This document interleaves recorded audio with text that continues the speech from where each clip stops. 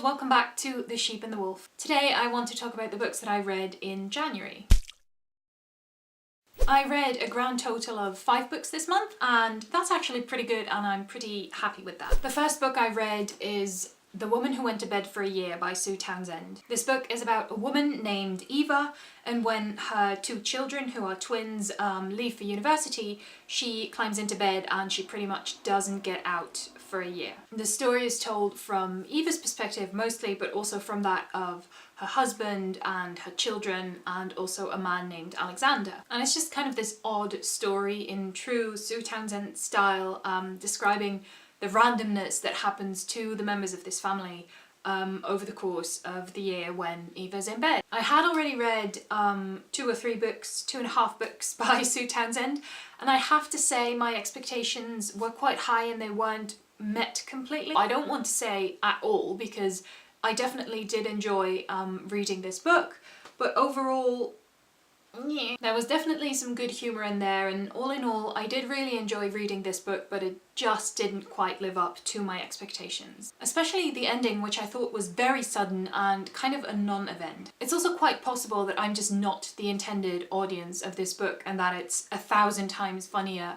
when you're actually in this stage of your life yourself. The second book I picked up is Gone Are the Leaves by Donovan. It's kind of odd because I read this book in 2 parts. I started reading it early in January, and then I took a break from it when I participated in the Reread Alongathon, and then after the Reread Alongathon I picked it up again. So the story is about a girl named Deirdre who is Scottish, and she's a servant of a wealthy family of French descent, I think, who live in a castle in Scotland, and she lives there as well in the servants' wing. And then one day this young boy comes to live in the castle, and he is a singer. He has an amazing voice, and he's sort of the singer to the lady of the castle. And he becomes friends with Deirdre, and they go on walks together through the forest, and they teach each other words from their respective languages. And then because he is such a good singer, his singing coach sort of gently approaches the topic of preserving his voice by castrating him. But before it happens, he goes to Deirdre and he says,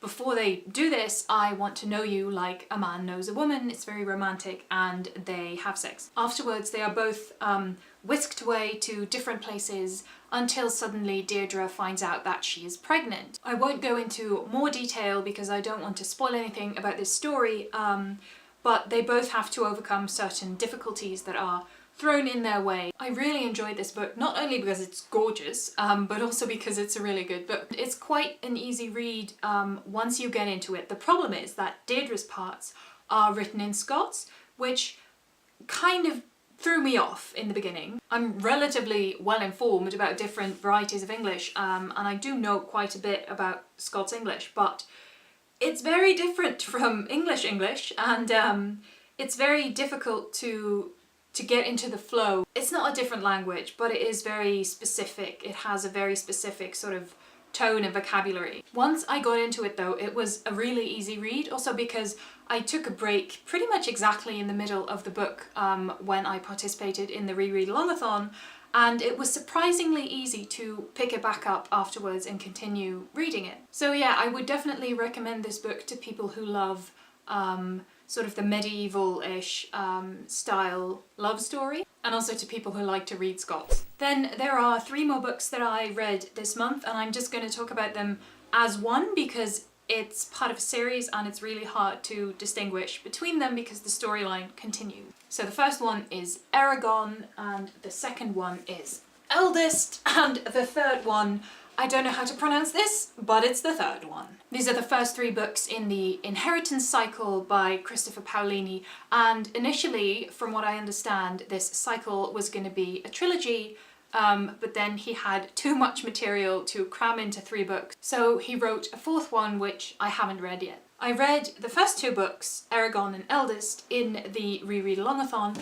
and the 3rd book I started in this week, but I didn't finish it, but I did finish it in January. So alright, Eragon is about a boy named Eragon who finds a mysterious stone in the mountains near his home, and he brings the stone home with him, and eventually it turns out to be a dragon's egg because it hatches. A beautiful blue dragon climbs out, and when he touches it, a mysterious marking appears on his hand, and from that moment on he is destined to be a dragon rider. The first book is really about the hunt for these two mysterious creatures that have come and destroyed Eragon's farm and killed his uncle that he lived with. And along the way he is coached by Brom, who is the storyteller in his village, in sort of the lore of the dragons, and also trained to use magic. It's a very complicated storyline with a lot of characters, and I don't want to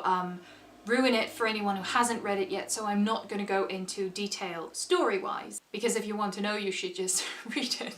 The first book, I was very torn when I was reading it, because at times it really felt like I was reading a Tolkien ripoff. And I don't know whether this is because Paolini just used The Lord of the Rings as inspiration, or whether he actually used the same source material that Tolkien also used, which is very possible because it exists. And it's not uncommon at all for fantasy books to draw on sources like that. You can also find a lot of it in Game of Thrones, for example, so that's also very possible. But once I sort of got over that feeling of, hey, this is Tolkien, hey, this is Tolkien, hey, this is Tolkien, I really, really enjoyed the series. I loved it, and I haven't even read the last book. The first book, like I said, I had to get used to the Tolkien inspiration.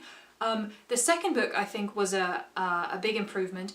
And the third book absolutely is my favourite in the series so far. I realise that I'm being slightly incoherent, but I didn't write anything down before I started filming, and I'm kind of regretting that right now, but too late. Anyway, if you don't like fantasy, don't bother with these books. If you don't like dragons, don't bother with these books, but you probably figured that out already by yourself. If you do like fantasy and dragons, these books are definitely for you and you should read them. I think because I've only read 3 books so far, and because I don't know where the story is going, there is only so much I can say.